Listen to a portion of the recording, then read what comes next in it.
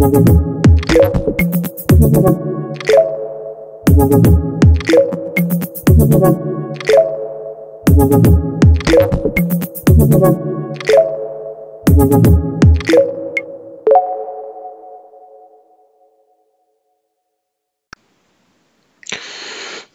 good afternoon or good morning, everybody. So my name is Antoine Mangin, and I will explain you how to visualize maps and time series of some products coming from the Ocean Color part of the Copernicus Marine Service.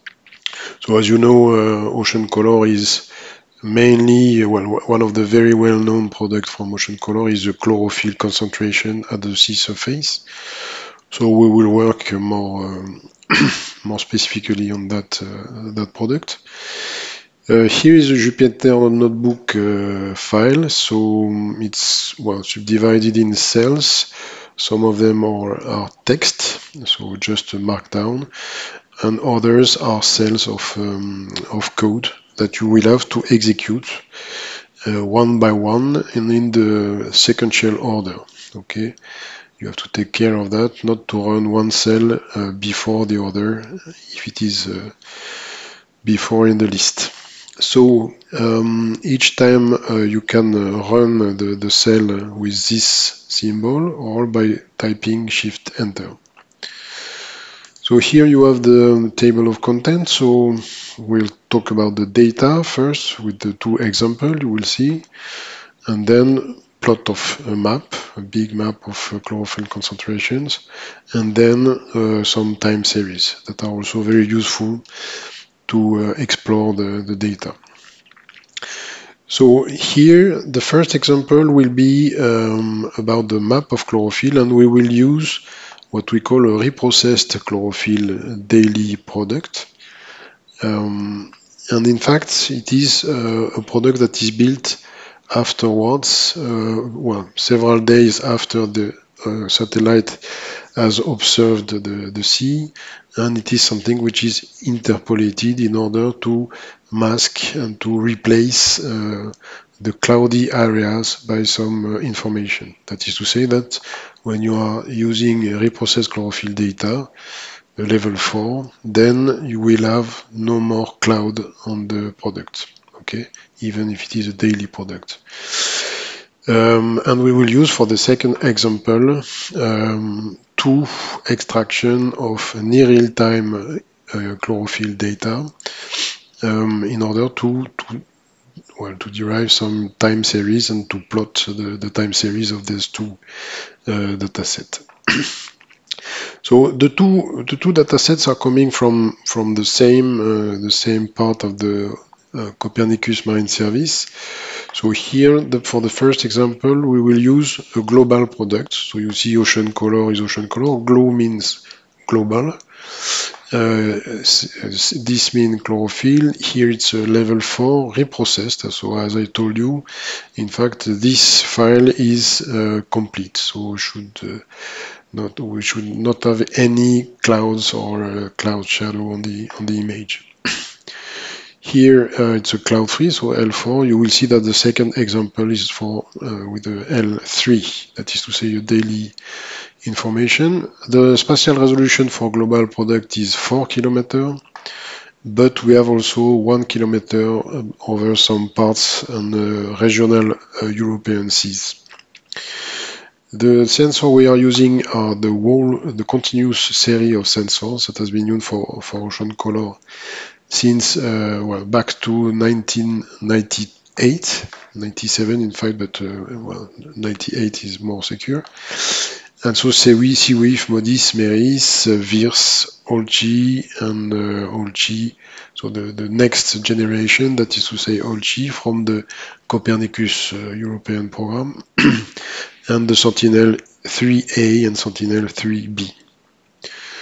Okay, so here the data we will get for this first example is described here. So you see it's the name we already saw. It's a daily product and with the coverage, a global coverage. So in between latitude minus 90, plus 90, and minus 180 and plus 180. And for the purpose of example, we take well, this time range, that is to say between the 25th of December and the 26th of December 2020. And as it is a daily product, this means that here, by selecting this interval, we will have 2 days. Okay, for the second example, it's another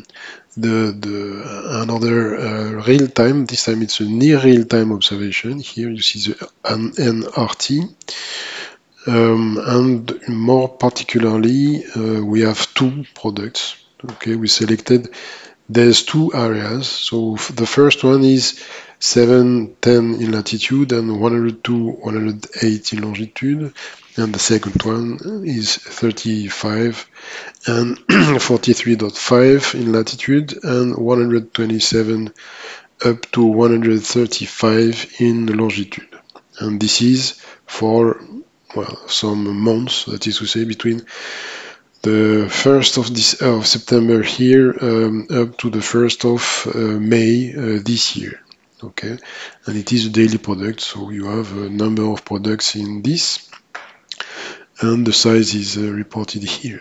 The selection of these 2 areas is important.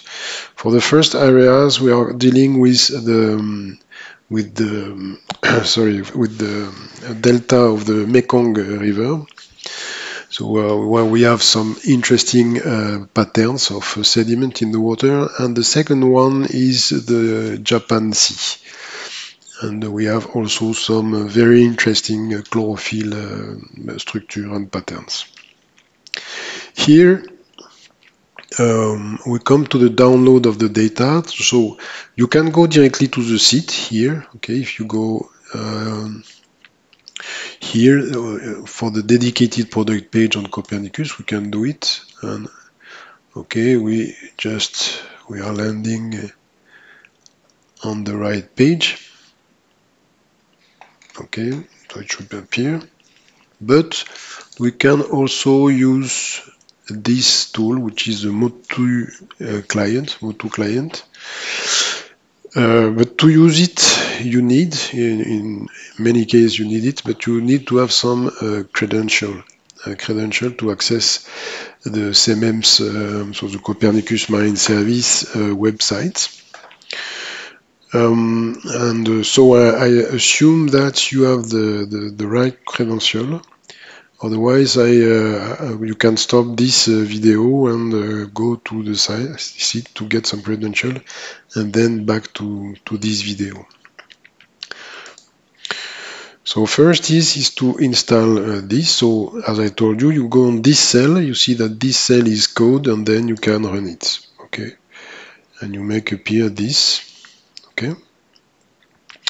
For the first example, you have to copy this text. Okay, you click 2 times here, you type this text, and you copy it here.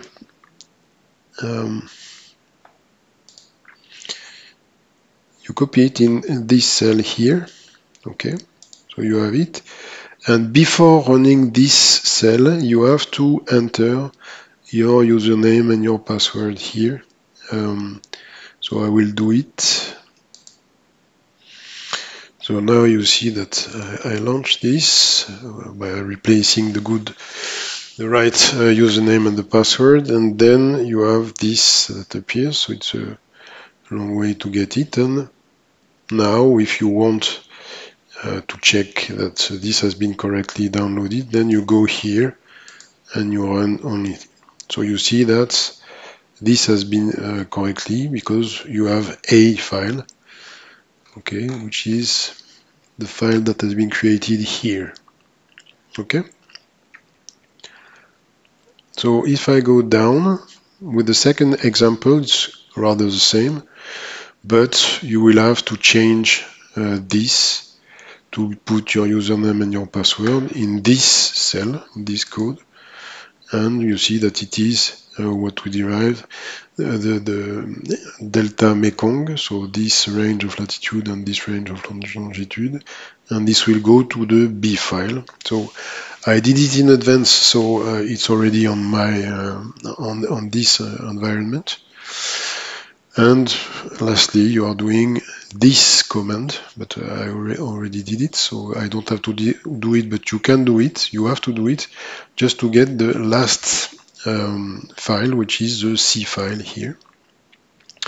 And at the end, I can check here that I have everything in hand. That is to say, I have on my folder data, I have the three files, A, B, C. Now we want to go to the plot of maps. So this will be done with the A dataset. And you need here a Python version, which is 3.7. So you can check here, which is the version of the Python. So here you will see that we have the right one. And you will need all this module to do the plot. So base map now is no more used, but for this example it's okay. But you can replace it with better toolkit for plotting. But okay, in that example we use an older one, but you can use a new one. And we have to import the module here. So to run successively here, so I can do Shift Enter, as I told you. Okay, so I do Shift Enter, and you see that here appears 6 and 7, and that is to say that it has been run. Okay, and if I am doing Shift Enter still here, okay, you see a little star here. Now it's 8, but the star means that something is running. And here you do this.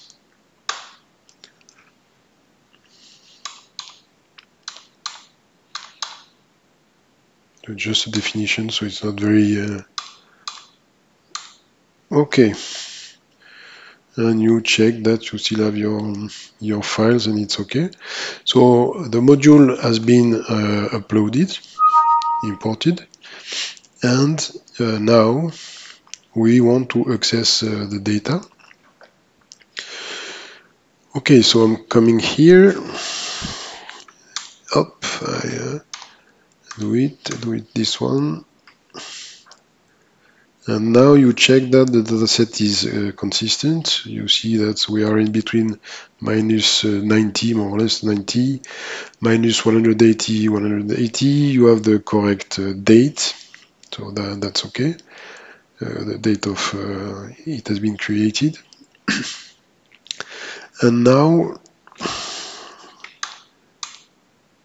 we know that we have the chlorophyll inside, and you know that here we have the coordinate and the corresponding date, which is in between 25 and 26th of December. So you just have to, just for checking, in fact.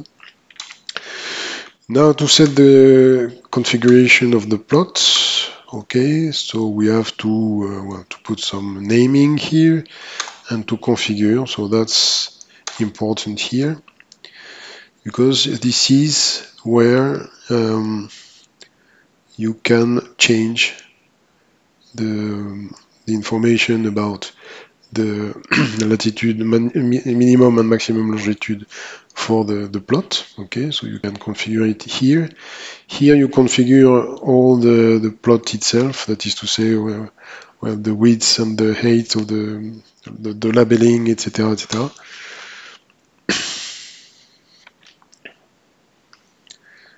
And now you see this plot. Okay, you make appear this card. So we can say, okay, we can change the plot now, if you wish. So by changing some elements here, for instance, the latitude step or longitude step, just to change a little bit the plot. This is a chlorophyll. Of course, you can change everything which is in the configuration above. Okay, so can do this exercise, change the area, change the minimum, maximum values for chlorophyll, etc. Okay. So this was the first exercise, and this is the second one, which is the plot of time series, as we said. And this for the two sub areas. So sub areas, one is here, so the Mekong Delta, and the other one is the Japan Sea here. So here it's, as I said, the first point, we will extract point within this product for the whole temporal window. So here you can do this again, but it's useless in the sense that we already did it, but it's independent. You can do exercise 2 and not exercise 1. And so this is why we repeated here all the instruction. And here, you go here, so you execute this one, then we import, but it's already done, huh? It's just a matter of consistency. You define the folders, the path to access the data, what is the data, as previously. And then the information about this chlorophyll dataset, about this chlorophyll dataset. And as before, we define where we want the data. This is here. So this is 1 point in the Japan Sea, and this is 1 point in the delta of Mekong. And now we define, we extract the dataset.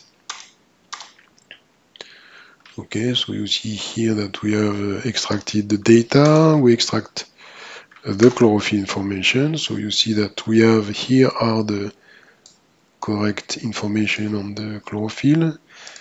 We extract this one, the second one, and now we convert those two datasets.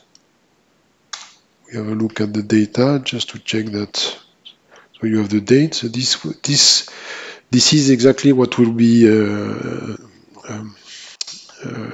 prepared as a graph. Sorry.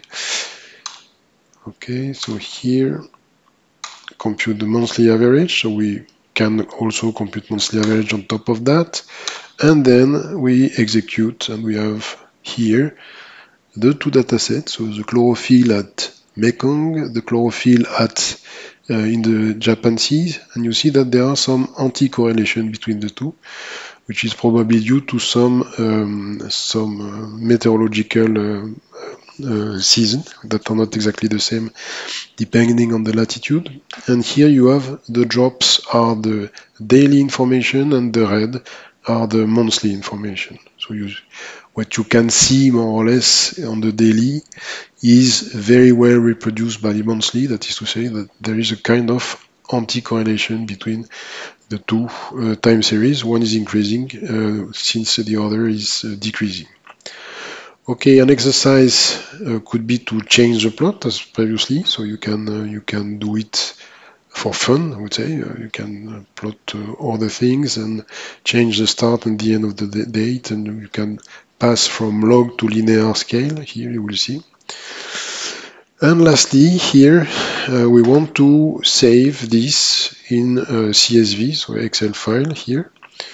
I'm going here, and again I execute, and I have this file that has been created. So you can edit it well, through your system. So this is all for today. So congratulations. If you reach that point, it means that you are well, efficient in the use of Copernicus products and Ocean Color products. So we hope that it was good for you for this training. It was good for you, and that you can do some extra work on that. You can try to download new data and to visualize them quite differently, but more or less you have the basic tools to access and to appreciate this.